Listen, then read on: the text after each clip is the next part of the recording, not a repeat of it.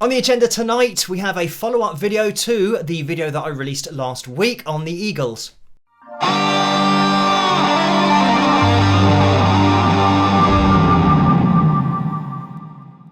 Hello, Phil here from Wings of Pegasus and welcome to another analysis video. If you enjoy this video, please give it a thumbs up and subscribe. So, with this particular video and analysis of data, really, I'm going to be going through some of the things that I mentioned in that video a week ago, because now that particular video has had over 4,000 comments.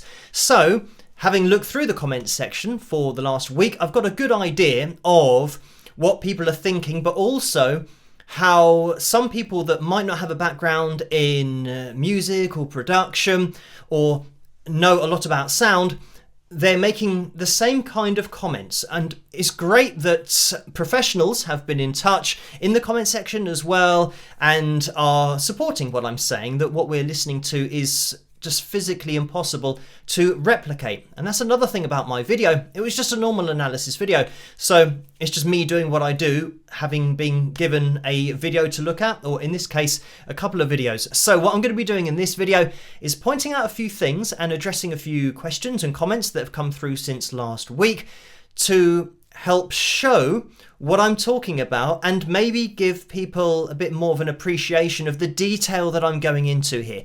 Because I think that's something that a lot of people really don't understand, that we're not just listening to a vocal and it's sounding the same. We're looking at something that is identical, that has exactly the same fingerprint, effectively, from a pitch perspective. When we're looking at pitch on the screen, it's being plotted out millisecond by millisecond. So the first thing that's popped up a few times is, could somebody have replaced Don's lead vocal with a live vocal from a previous show? And the reason that the answer is no to that is because these videos have been uploaded independently by different fans, so they're not on the same YouTube channel. So it means that these separate fans who have gone to see a show, 5 months apart from each other, would have to be working together, and one of them would have to have recorded the show in 2023 and said, right, I'm going to isolate the vocal of this performance and I'm going to wait for you, who I'm working with. Obviously they'd have to work together to do this. They'd have to say, right, I'm going to isolate the vocal now, but in 5 months time you go to a show and then we'll isolate the vocal there and try and remove it, and then we'll try and mix in the audio or the vocal that I've got here. And then of course isolating the vocal means that it's going to be compromised quality-wise anyway, and you're going to get bleeding even with the isolated vocal because of the ambient noise.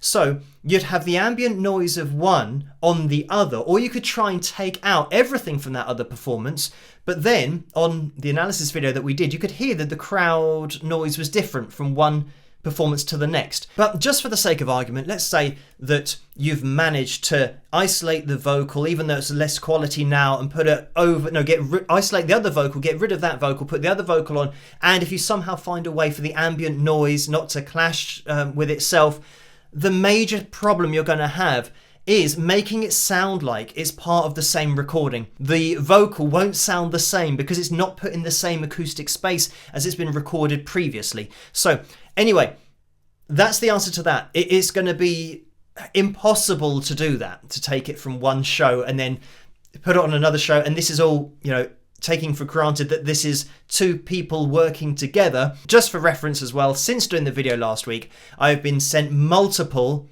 versions of multiple shows, and we'll take a look at some of those later on, but they all show the same thing, and we're talking multiple shows in the last 5 months. So quickly to address something that's been mentioned a lot of times in the comment section, and it is true that just the timing proves that it's the same vocal twice, because from one night to the next your timing is going to be ever so slightly different, and you can't help that. And yes, that is true. But the thing about the timing is, I'm going into even more detail than timing, because you could argue that, well, you could get the timing exactly right, but what you can't get exactly the same night after night or from one night to the next are your vocal cord vibrations, and then that's what we're looking at effectively. You can get the same note, but your vocal cords are not going to be vibrating exactly the same way that they did to get that note previously. So the practical example of this is something that I'm about to show you. So it's a very exciting video. It's me just hitting a pitch and holding that pitch. And I want you to listen to me just holding this pitch and try and see if it sounds like the same thing twice. Let's have a listen.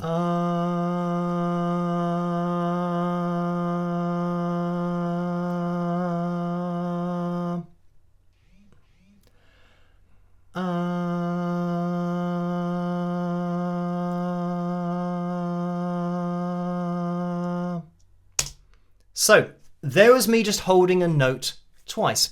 Now, what I'm going to do is get up on screen the pitch monitoring software so we can see as we went through that first note, and to you it might have sounded like the same thing twice, and it was an F3, it just happens to be an F3 that I was hitting there. But as we go through, we can just take this first bit, have a look at this, the way that I started just below the E3 and then went up just flat of the F3.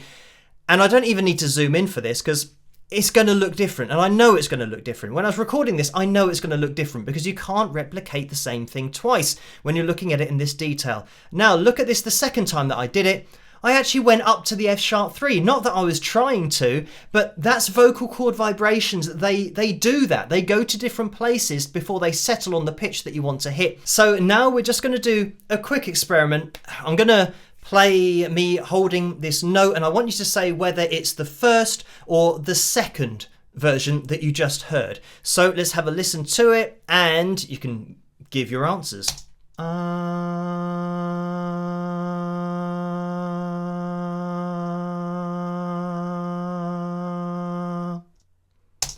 So, what do you think? And I got rid of the video as to not give you any clues as to what was going on. The answer is, that was number 3. So that was separate from number 1 and number 2. So it was a trick question. But if anybody said it was either 1 or 2, if you think it sounded like either of those, that's the point of what I'm doing. That the human ear can't hear the difference between somebody singing something that sounds the same. So to those people that say, Don Henley has been singing this for 50 years, he's just that good that he can do it the same way over and over and over again. It might sound like he's doing that, but when we look at the data, and let me bring it up on screen, we had number 1 here and number 2 here. As you could see at the beginning, we had this total change where it actually went from a semitone below and went above, and we had number 3 here. So number 3, I did the third one that we just heard, kind of went up and was all over the place. And again, this started in a unique way as well. And then number 4, so I did a fourth one. So at the beginning here, you can see that we kind of went up and then down below, above, down below, actually quite accurate for hitting that particular pitch.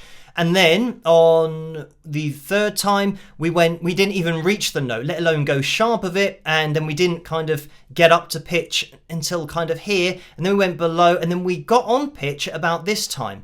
Whereas here, we were on pitch and we came down. If I just move it down to the bottom here, you can see how here it hit the pitch from coming, above. So we've now gone sharp down to flat and then over the top. And now we've got this arch over. So this is just the same note that I'm singing, but look at how every time I do it, and here we had a little point that touched just underneath the line, and then we stayed flat and then went up to pitch here.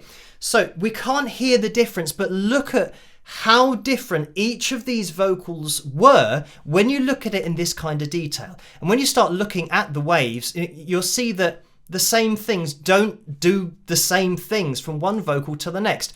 And all of these waves are totally unique. Look at the way here that it was absolutely on the line, and then up here it was on the line, but then went, so what happened to that? It's not the same, so it's not going to happen the same way every time. So it's always going to be a random version. And no matter what you do, if I move this up here and get it in line, look at how things just don't line up because it's impossible. And you'll get this kind of thing, lines going through other lines because they're not matching up at all, because it was the same note, but it was a different time doing it. So Hopefully this gives you a bit of an appreciation of the detail that we're going into, but now let's relate it to the performances that we were looking at. So now what we're going to do is what we did last week, which is pan a vocal into the left channel and one into the right channel. But this time the left channel is going to be a live performance from 2015. So have a listen to this and see if you can spot any differences. And we've got the 2023 vocal in the right channel. Desperado, why don't you come to your senses? You've been out feelings so long now. So you can hear immediately, timing wise, we've gone out of sync. So this left performance doesn't match up with the right performance. And you can hear as well that we're a tone lower in 2015, not a semitone, a tone, which is 2 notes. It means the key of the song has been taken down by 2 notes, which means that the high notes are now 2 notes lower than they were. And this is something that happens commonly in singers' careers as they age, to make it more manageable and to get rid of the high notes that you might have been singing, 30, 40 years ago.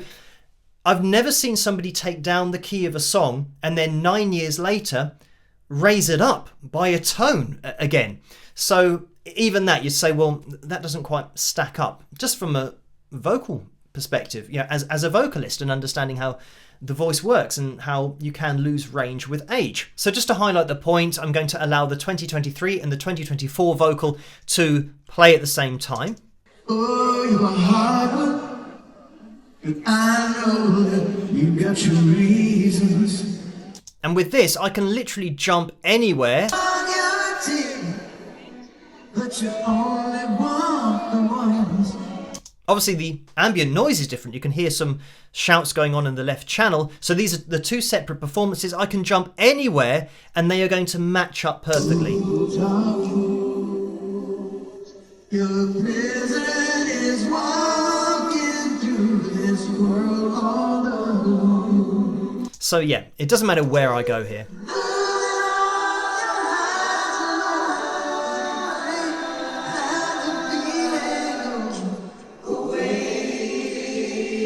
And you can hear how there's no echo, there's no delay. It's just the same vocal going. And again, that proves the point about getting the timing exactly right. It's impossible to do that from one performance to the next. So just to finish with, as I said, people have been sending me their fan footage from lots of different performances of Desperado. So thank you guys for that. I've just got 4 on screen because analysing them takes a while, but I'm not just going to keep doing every single video, especially when I know that the result's going to be the same. So we're taking these 4, 1, 2, 3, 4, and then the 2015 vocal. And going back to my earlier example of me holding the note, you start to notice the same kind of thing happening, like the fingerprint, reading them. So here, this top one, you can see that we kind of go down, up into this kind of peak here, down below the line, above the line. Here, we go down, up into this peak, down below the line, above the line. Here, we have a peak, we then go down below the line, above the line. Here, we have the peak, and then we'll go down the line, but then it doesn't actually exist here because obviously because of ambient noise. All of these still have ambient noise on them, so they shouldn't match up at all. But can you imagine that this would go down here and then here we're above the line and here we're above the line again? So just in that section, we've got the same thing being repeated 4 times. And then we have another vocal that we know isn't from the latest tour from 2023 to 2024. And look at the difference, how it is absolutely nothing like everything else. So I know that we were very zoomed in there, but even when you zoom out, when you look at this bottom line and the waves of vibrato and comparing that with them, by the way, the vocal seems to have ended a lot earlier in that 2015 performance. But with the 2023 and 2024 performances, and these are over the course of 5 months, these are all different performances here, these 4, you can see how this first part is seemingly random on all of these, and then it gets into something that's a little bit more predictable in terms of having waves of what would be vibrato. And you can see that those waves especially in these three, because they're connected, they all start to happen at the same time.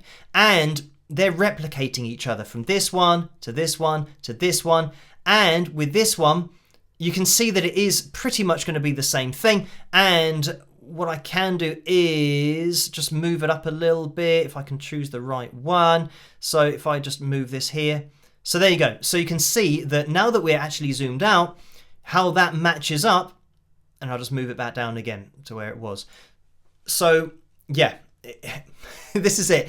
It can only match up when it's the same audio file being played back, and in this case it's being played back in a live setting. So thank you guys for watching this video. I think this was an important one to make just because I'm used to the software. I'm used to looking at pitch graphs and reading them and knowing what it means. But for those people that don't, I think maybe I assume that people can see what I see, so it's important to explain everything clearly and give examples, which is why I did this video.